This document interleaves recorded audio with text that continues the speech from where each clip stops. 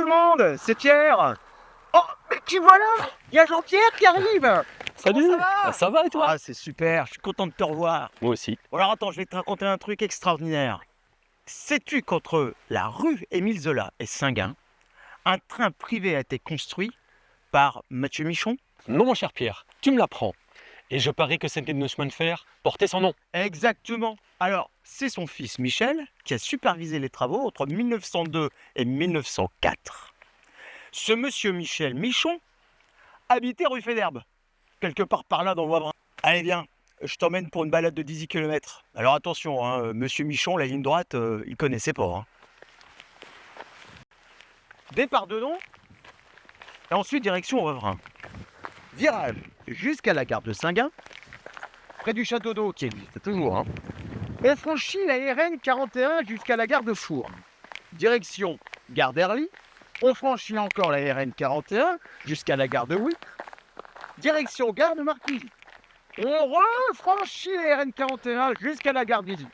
Direction gare de Frovel et terminus en gare d'Aubert. Eh ben, ça en fait des tours et des gares. 18 km, tu disais? En combien de temps? 2 heures? Au moins, on est bien d'accord que le train Michon tenait pas vraiment du TER ni du TGV. Dans l'idée, il était déjà destiné à desservir les entreprises et établissements agricoles. Mais c'était un train tortillard, parfait pour ceux qui étaient toujours en retard. Si tu ratais ton train à Élie, tu le rattrapais à pied, à Herly, sans aucun problème. Il y avait une chanson qui disait « Là le train Michon avec ses trop wagons. Quand il n'a qu'à, il reste un rack. » Bon, on se marre, mais n'empêche que pendant la Grande Guerre, les Allemands ont utilisé ce train tortillard pour amener les soldats au front. Allez Jean-Pierre, poursuivons notre chemin sur la carrière SNCF. Direction rue Koenig, autrefois appelée la route de Don. D'ailleurs, dans les années 50, a débuté le vaste chantier de construction d'une centrale thermique le long de la Dole, alimentée par les mines de charbon du bassin minier. Je ne sais pas si à l'époque ça a fait la une des journaux, mais pour sa réalisation, il a fallu abattre 72 hectares du bois des Ansereuils.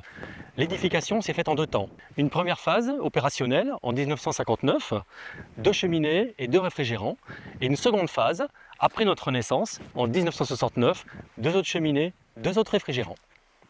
Oui, j'en ai un souvenir précis. D'ailleurs, je les voyais de ma chambre, comme une carte postale par ma fenêtre. Des réfrigérants qui dominaient le paysage et s'élevaient à 83 mètres, avec un diamètre de 64 mètres. Elles étaient énormes. Et les réfrigérants refroidissaient 18 000 mètres cubes d'eau par heure. Gigantesque. Mais voilà, les mines de charbon ont fermé les unes après les autres, et le nucléaire a remplacé les énergies fossiles. La centrale a cessé ses activités en 1986 et fut dynamitée en 2 temps, 1988-1989, laissant place vide pour une zone industrielle et un grand boom qui a longtemps résonné dans la mémoire des Wavrinois. Ah oui, mais je me souviens de ce grand boom parce qu'en fait, on a tout vu, toujours pareil, de la fenêtre de ma chambre, mais le nuage de poussière derrière, incroyable. Bon, alors tu vois, Jean-Pierre, ici, on arrive dans un quartier qui s'appelle La Fontaine. Et une personne qui n'est pas super connue, c'est Jérôme Parent, qui est né en 1845. Et pourtant, après des études chez les frères maristes à Beaucamp, il entre dans les ordres en 1872 à l'abbaye du Mont-des-Cats et il y restera durant toute sa carrière religieuse. Il deviendra l'abbé principal et c'est sur son initiative que l'abbaye sera entièrement reconstruite. En 1898, frère Jérôme reviendra à Wavrin, son village natal, pour bénir la nouvelle cloche.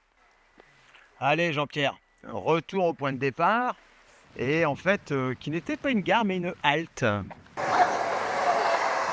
Alors bon, il faut imaginer la maison du garde-barrière qui n'existe plus, mais par contre, ce qui était autour existe toujours. T'imagines ce que c'était? J'imagine bien, des bistrots. Non, non, on ne dit pas des bistrots. On ne dit pas des bistrots, on dit des cafés, cher Jean-Pierre. Voilà, ceux qui sortaient du train avaient le choix. Soit à la maison, ou soit un petit coup entre copains au signal d'arrêt. D'ailleurs, c'était le nom du café, le signal d'arrêt. Et c'est ici que notre balade se termine.